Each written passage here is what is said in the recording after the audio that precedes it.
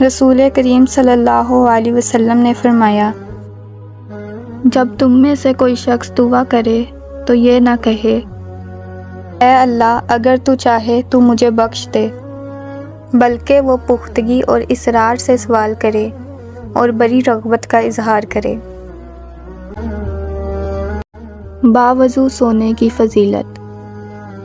نبی کریم صلی اللہ علیہ وسلم نے فرمایا، جو شخص باوضو ہو کر اللہ کے ذکر کرتے ہوئے سو جائے اور پھر رات کو کسی وقت اس کی آنکھ کھلے اور بستر پر اپنا پہلو وغیرہ بدلے اور اللہ سے دنیا و آخرت کی کوئی خیر مانگ لے تو وہ اسے عنایت فرما دے گا۔ وضو میں احتیاط کرنے کی تلقین۔ ایک شخص نے وضو کیا تو اپنے پاؤں پر ایک ناخن جتنی جگہ چھوڑ دی تو نبی کریم صلی اللہ علیہ وسلم نے اس کو دیکھ لیا اور فرمایا، واپس جاؤ اور اپنا وضو خوب اچھی طرح کرو۔ وہ واپس گیا، حکم پر عمل کیا، پھر نماز پڑھی۔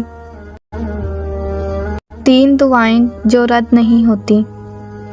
رسول کریم صلی اللہ علیہ وسلم نے فرمایا، 3 دعائیں ایسی ہیں جن کی قبولیت میں کوئی شک نہیں: والد کی دعا، مسافر کی دعا اور مظلوم کی دعا۔ ایمان کی نشانی۔ رسول کریم صلی اللہ علیہ وسلم نے فرمایا، جو نیکی کر کے خوش ہوا اور برائی کر کے پریشان ہوا وہ مومن ہے۔ مسواک کی فضیلت۔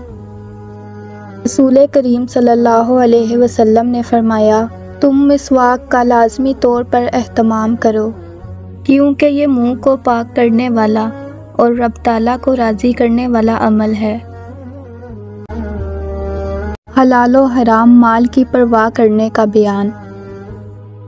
رسول کریم صلی اللہ علیہ وسلم نے فرمایا، لوگوں پر ایک ایسا زمانہ آئے گا کہ انسان پرواہ نہیں کرے گا کہ جو اس نے حاصل کیا ہے وہ حلال سے ہے یا حرام سے ہے،